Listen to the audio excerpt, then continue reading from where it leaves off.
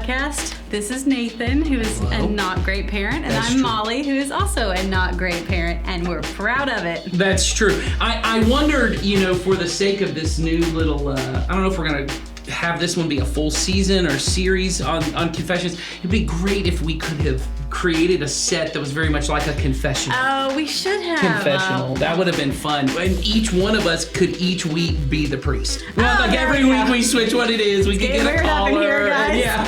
We could have done a whole thing about it. But regardless, we're not doing that. We could have been creative with that one. Well, like you hinted, yes. We are doing a series that we're calling Confessions of Not Great Parents. Yes. So sounds kind of funny. Yeah. But our podcast is intentionally called the Not Great Parents Podcast. Yes. It didn't just happen to be called that because we aren't good parents. We actually are saying that we don't want to be great parents. We want to be good parents, parents that pursue the goodness that God has to offer us and our family. And so we are not trying to obtain and reach what the world says is great. We are trying to make sure that we're intentional about seeking first the goodness of God and seek his kingdom first. So that is why we call ourselves not great parents, and we say we're proud of it.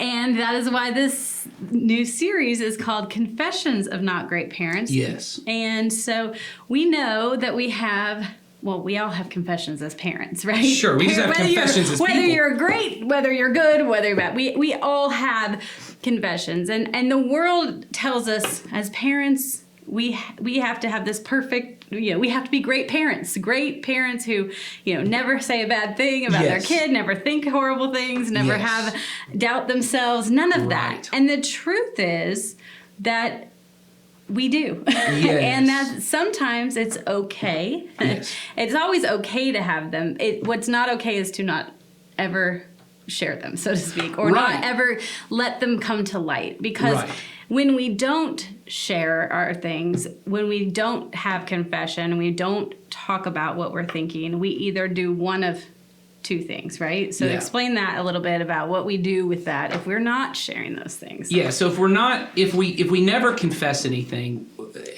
one, it grows, so it just gets easier to do it because the shame around it grows, and then you're kind of doing these not good or great things, these just bad things in secret.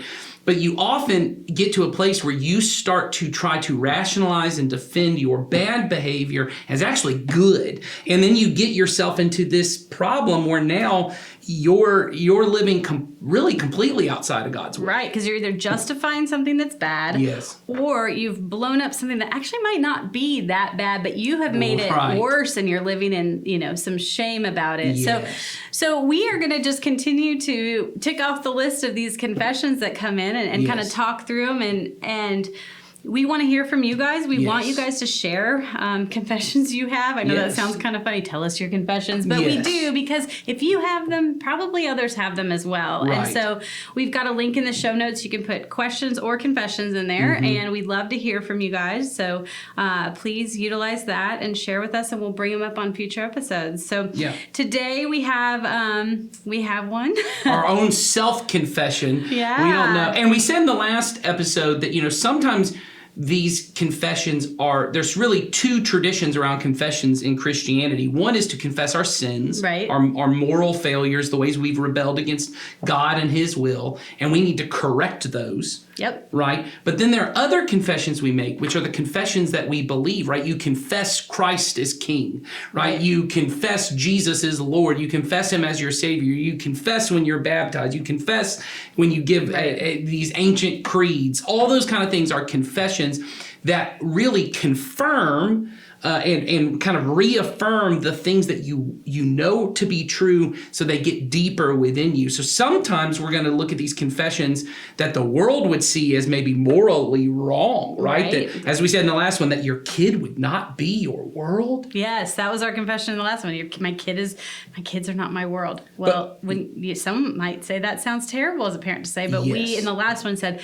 actually, they shouldn't be your world. Yes. So we're not going to hear your confessions and always go, that's a terrible thing to say. We might actually say, we might affirm that is a very healthy Keep pursuing thought. Yes. we might have some where we say, yeah, this needs to be corrected. That this is something that is, and I know the word sin is so heavy, so I'm not going to use that in this part, but it is outside of what God would want for your family. That's the definition of sin. Which is the definition of sin, but maybe we're not going to say sin. Yes, yeah, you sinner. But, I'm comfortable with the word sin because I think it accurately describes it, but I get for a lot of people there's shame around it. So darkness. Yeah, there's a lot of shame and darkness and all these things around it. So what you want to do is to be able to just identify this is outside of God's will. Right. So I want to move towards what he calls good and healthy because we're pursuing his goodness. So today's confession is a self-confession from both Molly and myself. It's a combined confession. Yeah.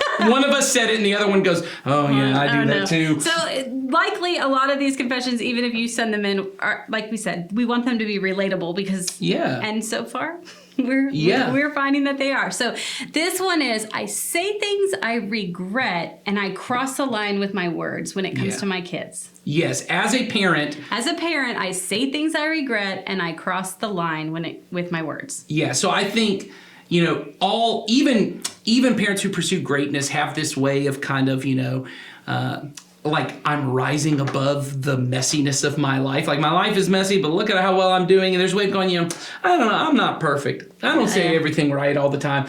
We want to just say, no, sometimes I just say bad things. Yeah. Sometimes I don't just really mess up with my words. Sometimes I just really get it wrong with sometimes, what I say. Sometimes I don't just raise my voice, I yell. Sometimes I mess it up. Sometimes I emotionally get not in a healthy place, right? I get into a bad place emotionally because of situations at home, because of my kids' behavior, because of my own insecurities as a parent. There's a list of reasons that those things Whatever happen. your things are that create that boiler for you, we all have them. And I think that, those things swirl around and then often we blow up or snap or shut down and say, mean things. Or it could be, everybody communicates differently. So we're not all going to blow up and yell the same thing.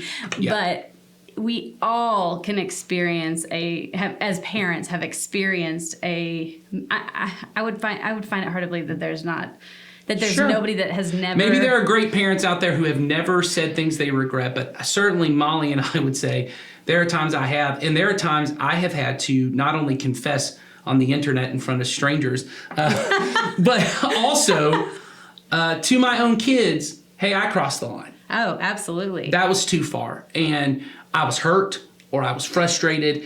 And I try, and maybe we'll get to this at the end of this episode of how you handle it when you do, which apology is the way, right? I try to treat my kids like I would treat any other person that wasn't my kid. And if I messed up, I would go to them and ask their forgiveness and try to go, hey, I'm going to work to make sure this doesn't happen again. So I remember one time in particular, one of my daughters she was out of line. I mean, that's just true. Right. She would admit she was out of line. She was saying things she shouldn't have. And it just got under my skin in the right way. And it hurt my feelings. Something she said just, made me feel insecure. And so I started going back at her and going, well, if we're going to argue, let's argue, and going back. And about halfway through, I don't think it was any in particular thing I said. I think it was just the way I was speaking. It was disrespectful. It was rude. And she handled it fine once, we got done with the whole thing. But I felt, man, I crossed the line. That was, she acted like a child, but she is a child. Right. I acted like a child, and I'm supposed to be the parent, and I'm supposed to be. So I went to her afterwards, and I just said, look, I'm really sorry.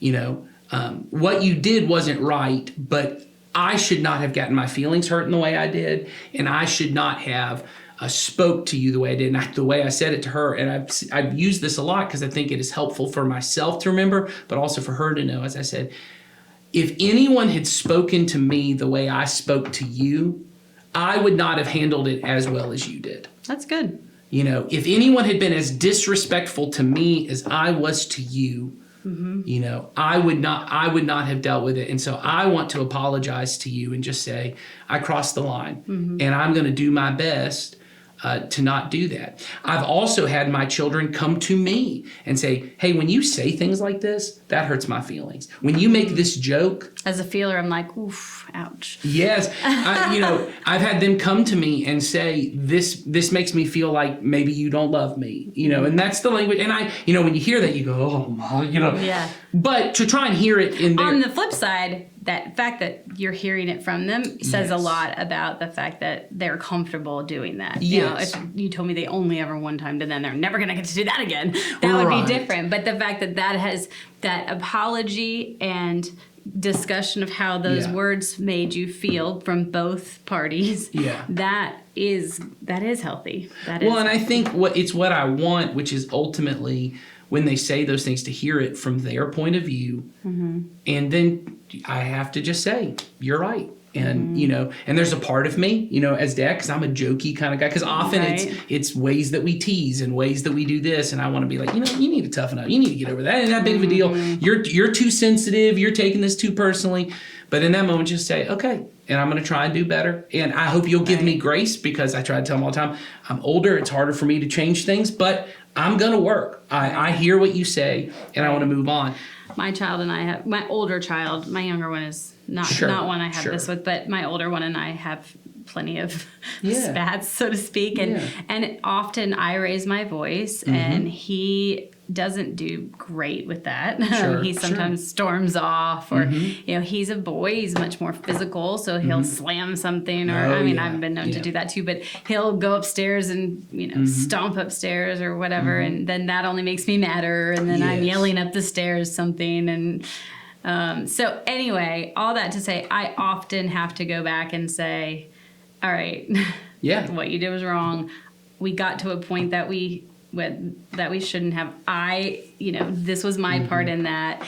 And now we're at the point, because he's a little bit older, where he then says, he'll say things like, well, I also didn't handle it well, or whatever. And we are at a point where we can say, okay, let's together try to do better. But even if he doesn't, I, as the parent, am the parent, and I have to be the one to initiate and have that conversation with him, where it's not about his behavior in those moments. It's about me. And if he comes to the table and says, I did this too, that's great. But if he doesn't, I really can only address me in that moment. Yes. So I think the first thing we just want to be able to say in this episode is, this is something that has to be corrected. This is not something we want to confirm. And everyone says things. Yes, we do say things we regret. But if we say things we regret, we do nothing about it, and then we continue to do it, that is not what God calls us to do. Yes, it is it is sin to use our words. And this is the way I would say it is outside. I know I said I wasn't going to call him sin.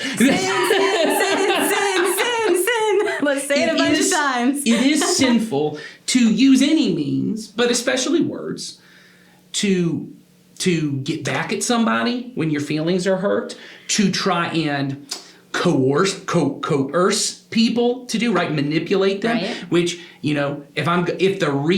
sometimes I'm a loud person. So I raise my voice all the time, whether I'm actually trying to intimidate someone or not. It's a part of the way I speak. Right. But if the reason I am getting loud is to shut you down and to intimidate you into listening to me, that's outside. That is not a loving way to speak, right?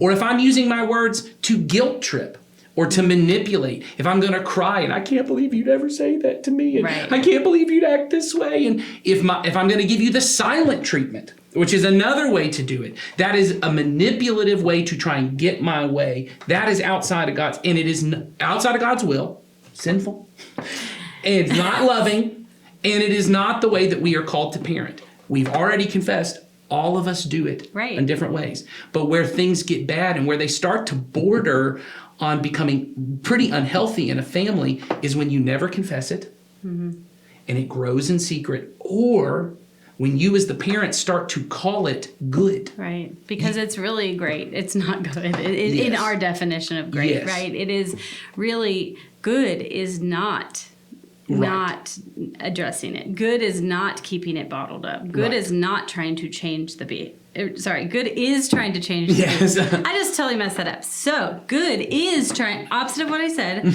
Don't listen to me. Good is trying to change the behavior. Good is trying to address your own behavior. Your own behavior. Good is owning the thoughts that you have, and like the Bible says, like, slow down, listen, be slow to speak. Don't just spew off stuff at your kids. That's goodness. God directly in the Bible tells us how to handle our words. Yeah, and I think what greatness tells us is the ends justify the means. And so if I don't like my kids' behavior, anything I have to do to get them to change it, to fix it, especially even if my kid's behavior is wrong and sinful, if they're using their words in the wrong way, well, and once you start the argument, then it's okay if I said it. You said some bad things too. You started it. I'm going to match you there. Yes, that's not greatness. Kind of works in that, and greatness also sometimes will go to the other end of the extreme and say, if my kid's behavior is wrong because I don't want to speak maybe the way my dad spoke to me, or my mom's used her words to manipulate, or however that is, I'm just not going to address it at all. You do you, right? Which is also not healthy. We have to find a way to say, I want to use my words to correct. I do need to correct my child. I want to kind of set their sights on Jesus, but ultimately I want to build them up. I want them to feel loved and cherished. And even when I have to use my words to correct, I want them to know this is done in a safe place where there's no shame here, and you can be loved.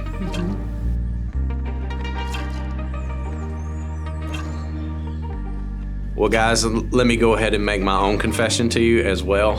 I am a not great parent that often says things I shouldn't say. And for me, as I know this discussion we've been having on this podcast so far, is that I know I always want my words to be life-giving for my kids and not life-taking. And that's my intention all the time. I don't always live up to that. But here's what I've found, and these are some of the ideas that I sort of came up with that might help us on this discussion. Sometimes for me, it just takes a tiny adjustment in how I say some things that turn my words from life-taking into life-giving words, and they change the impact that they have on other people and my kids specifically. I know all of us as parents, we talk a lot about let's make sure that we're praising our kids. Let's saying positive words that build into them. Absolutely. But a lot of times what I find myself doing is I just do generic praise. And I think one of the things that has helped me become a better parent in the way that I use my words is I get real specific with the praise that I give my children. I'll give you a couple of examples. Everybody wants to say to their kids, hey, you did a good job. And we do that a lot, right? I do that a lot. I say, good job to my kids. Or I say, oh, you're so smart. Or Mom and Dad, we're so proud of you. Nothing wrong with that. The problem is if we say that over and over again, a lot of times it just becomes white noise. And a lot of times our kids will even lean into, they think that in order to get their praise, they've got to perform in certain ways, and it goofs the whole thing up. And for me, what I've tried to do is I just try to fixate on some specific things that I want my kids to know that those were good things. And I get real specific. For example, maybe this is something you can say to your kids. Hey, when you picked your toys up the other day for me like that, man, that was really helpful for Mommy. And you get real specific. Or you say something like this, your drawings are so creative. I saw what you did in that project in school, and you put so much detail into the work you do. Or after a ball game, you say to your son, that catch you made at second base? That was incredible. Great job. Way to go on that. Or, you know what? And I say this to my daughter a lot. Honey, I love to watch you swim. I love coming to your meets, and I just love, it brings me so much joy because I see how much joy you get out of that. Much better than just a simple, hey, way to go, good job. So go from generic praise to specific praise. The other thing that I know we all want to do is we want to correct our kids in the right way. And a lot of times we use our words to discipline or correct our children. We all have to do that. But how we correct our children makes all the difference. For instance, when you catch your child doing something wrong, try your best not to make statements about them, but talk about the action. Talk about how it affects other people or how it affects them in a lot of cases. For example, we can often fall into, and I'm guilty of this, I fall into a trap of saying to my kids, oh, you're just so messy. Or you always make us late. Or you don't even listen to me. And all those phrases are just statements about our children. And I don't want to say things about my child. I don't want to try and attach that to their identity. I want to talk more about the specific things. So instead, maybe I say something like this. Hey, I really feel sad when you lie to me because it's hard for me to trust you when you lie. Or I say, we all agreed that you'd be ready for school at 7:30 this morning. So help me understand why you weren't able to do that. Or maybe you say this to your child. Do you see how your actions just hurt your sister? Do you think you might owe her an apology? In other words, ask a lot of questions more than you make statements. And by your questions, invite them to have a conversation with you about the action that you want to discipline in that moment. And what you might find is you get a lot more compliance and you get a lot more interaction and a lot less defiance. Third thing, I've found that a lot of times in the way that we use our words, we wind up shutting down our children's emotions rather than, normalizing those emotions and allowing them to express them. And a lot of times that makes our words life-taking versus life-giving. One thing you never want to do is tell your child how to feel or what to feel. Like, for instance, and we've all done this, me included. Hey, stop crying. It's not that big of a deal. Or, you're fine. You'll be okay. Just get over it. Or, honey, you have no reason to be stressed about this. Again, that's just telling our kids how to feel. And the truth is, that doesn't help them because they feel what they feel, just like you and I feel what we feel. So instead of doing that, maybe say something like this. Hey, look, I can really see that this is upsetting for you. Do you want to talk to me about that? Or maybe this. I can tell you're feeling a lot of pressure at school right now. I can just see it in you. So is there something that I can do to help make this a little bit easier for you? Or maybe you say, it must feel really frustrating when you don't get what you want. And I know you didn't get what you want in that situation. And I just want you to know it's okay for you to be angry. And it's okay for you to tell me that. And it's okay for us to talk about that. In other words, let them feel what they feel. And by doing that, you're going to help them have some healthy ways of expressing those feelings to you. And again, those are life-giving kind of words.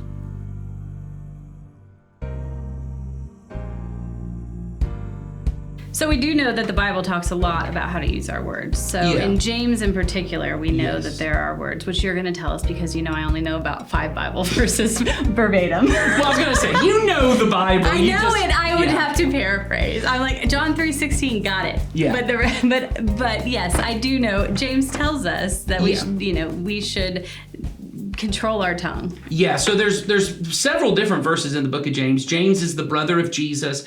And some people think that what James is actually doing in his book is almost doing a commentary on Jesus's most famous sermon, the Sermon on the Mount, and he's kind of walking through them. But he starts at one point, he says, everyone should be quick to listen, slow to speak, and slow to get angry. And then kind of later into that, he starts talking about this idea of, he says, if anyone could tame their tongue, like control the words they said, he said, they would have control over their entire body. Right. And he starts talking about how the tongue is this small thing, but it's like a rudder on a ship, that it's this small thing, but it can move this powerful, large, vehicle, or, kind of the bit in a horse's mouth, something really small. That has total control. Yeah, this powerful animal. And he talks about how our words, he says, in the same, using the same tongue, we praise God and we curse our brother. Ooh. Yes, and that's really harmful. It's very true. And I think even if you take it out of the context of the way that you talk to God, with the same mouth, and think about how disconcerting that can be to our kids, that in the same mouth they heard me say, I love you, and I will always care for you, and I'll always be here. And then out of the same mouth they heard me say, what, sometimes you act like a nasty little brat. Out of those... You always do the wrong thing. Yeah, I can't believe this is the way you act all the time. I'm not trying to make you feel guilty. We've already confessed. We've been there too. Wow, yeah. My point is, I think like James's point is, he says, this cannot be so. This can't be so. That our tongues, our words, they should be these springs of living water. They should not be these toxic oil spills that just contaminate everything around them. And so I think the advice that James gives of being quick to listen and slow to speak, on top of already what Jason's kind of told us of how to use our words, I think getting really to a point of we as parents, we have to model being quick to listen and slow to speak. And what I've learned was becoming a parent made me really even quicker. I was already a quick speaker. I was going to say. Yes. Did you have a lot of room for improvement here? No. Because I feel like you were already quick to come. I was quick to speak, but I became even more so because sometimes you're trying to control the situation before it gets out of hand. Right. And just, nope. It's interesting because what we're talking about doing is often what we want our children to do. So here's the thing. When I come to my child and I say something, how often do I end up saying, don't talk back? Well, often we are just talking back at our kids, right? And they're different, right? They're different, but they're not. Yes. I mean, we are saying to our kids, don't talk back, slow down, think about what you're going to say, and listen to what I have to Count say to first. 10. Yes, because when they're talking back, we're all saying, you're not listening, And so we are essentially need to train ourselves to do exactly the same thing, even if, we just need to slow down and we need to train our own selves to that because in part we're modeling it for them. So if your child talks back to you a lot, you might want to look in the mirror and see, is this something that you do? Because I do. Yeah.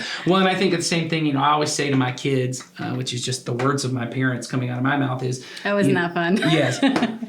God gave you 2 ears and 1 mouth. Oh, nice. Yes. So you listen twice as much as you speak. And I realized one time when I was talking to them, they're probably looking at me and go, God needs to give you more ears then. Yeah. God needs to give you more ears, Dad, because you speak You need extra. way more than you listen. And so I think one thing that I'm trying to do better at these days, and I will say, I've heard my wife say, hey, I'm noticing you're doing better on this, is to really be quick to listen. And the way to do that for someone who's a quick speaker is to ask questions. There you go. You still get some words in. Yeah. Well, it's really hard for me at this point to just not speak. I mean, I'm not saying I want to get to that place, but a way to train myself is try and make the first thing I say in a situation a question, not an accusation or not a declaration. Right, and not an accusatory question. Why do you always do that? Yes. I think we've talked about it even on Sundays too, like help me understand or explain to me how that, or how did that make you feel or what. Yes. I was really mad at my child last Sunday or 2 Sundays ago because and instead of blowing up on him, which I totally wanted to do when I got in the car, I said, help me understand. Good. This particular activity and what was going through your mind at the moment? What was the assignment? What was going through your mind? And and the reason I ask is because I'm trying to understand why you put the things on there you put. So help me understand that. Yes. Because unless I understand that better, I'm just mad at you about it. Yes.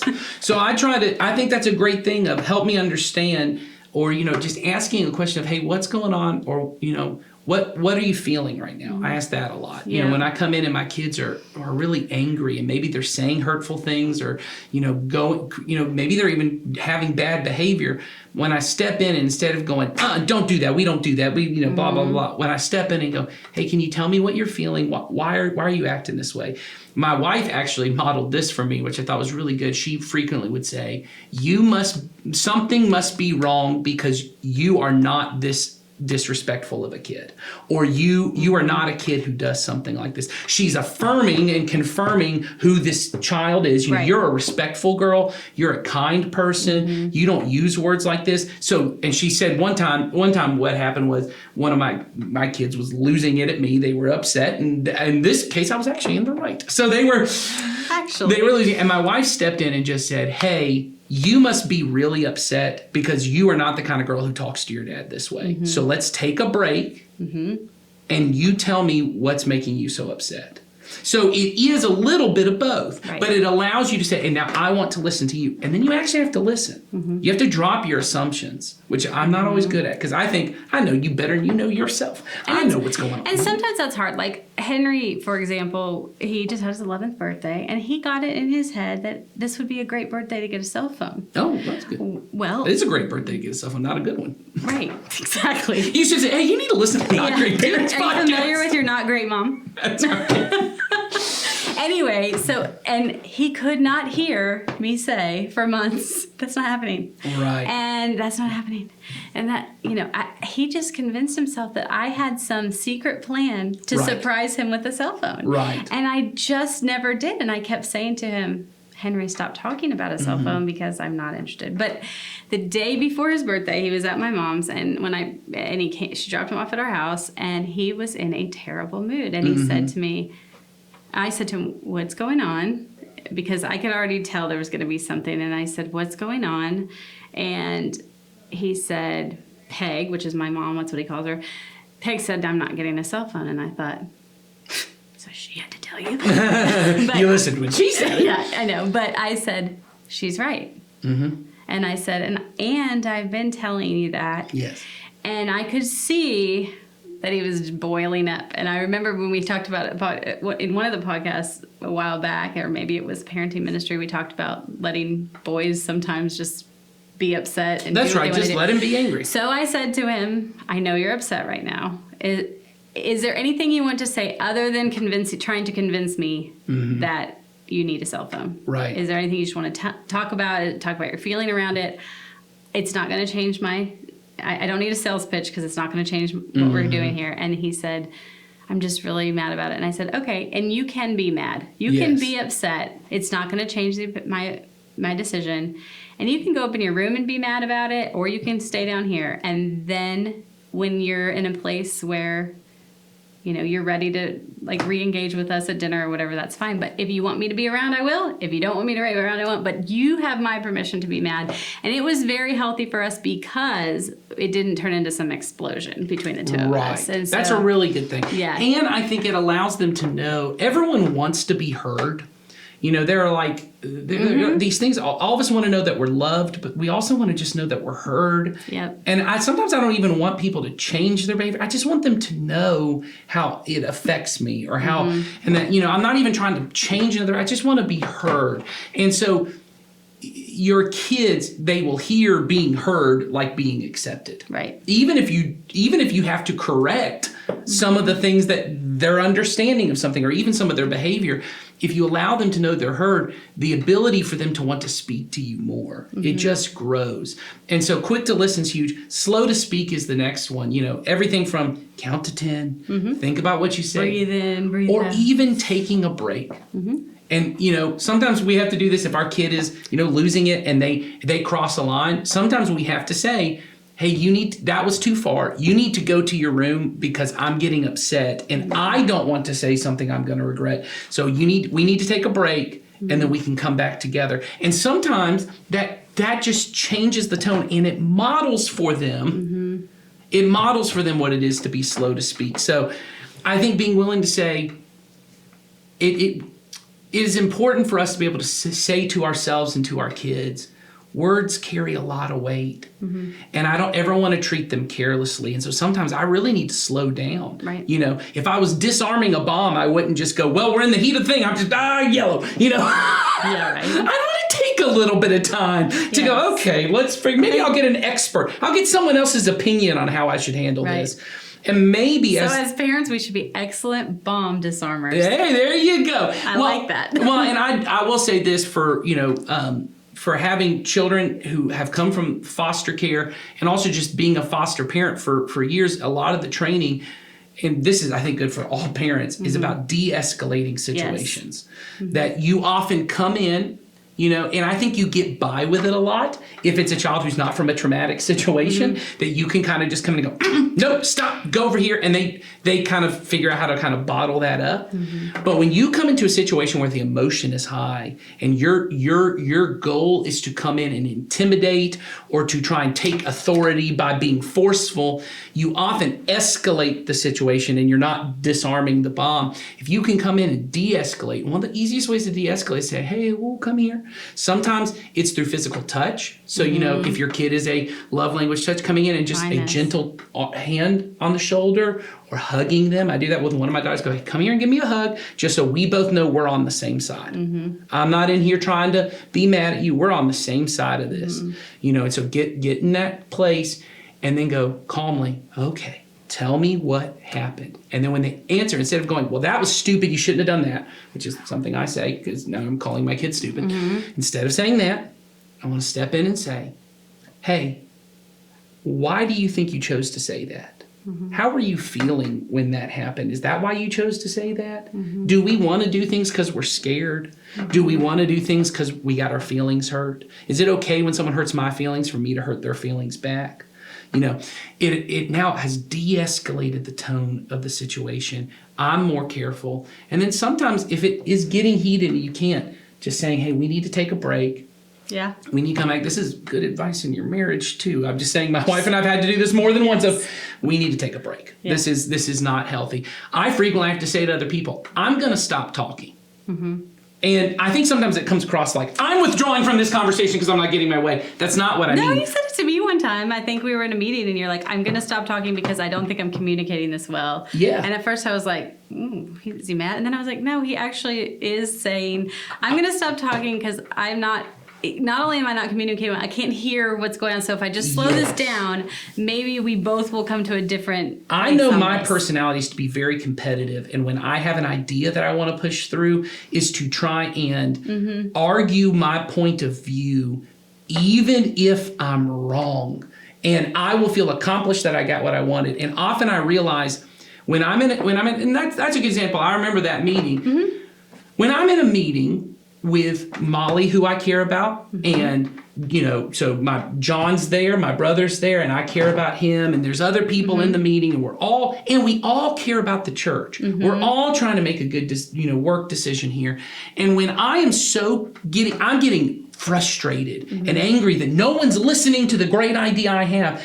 What I'm trying to train myself to do is go, well, stop talking, because if your idea was that great and it was the best solution, someone else would have confirmed it. Maybe if you stop talking and you listen, you'll find out, oh, they also had a good idea. And maybe there's a way to combine the ideas, or maybe my idea just wasn't the best idea. And if I can, once again, de-escalate myself, but I do the same thing with my wife. I love my wife. I know, but neither one of us want to hurt each other. So when she says something that hurts me, I need to de-escalate and say, maybe she didn't know she was hurting my feelings.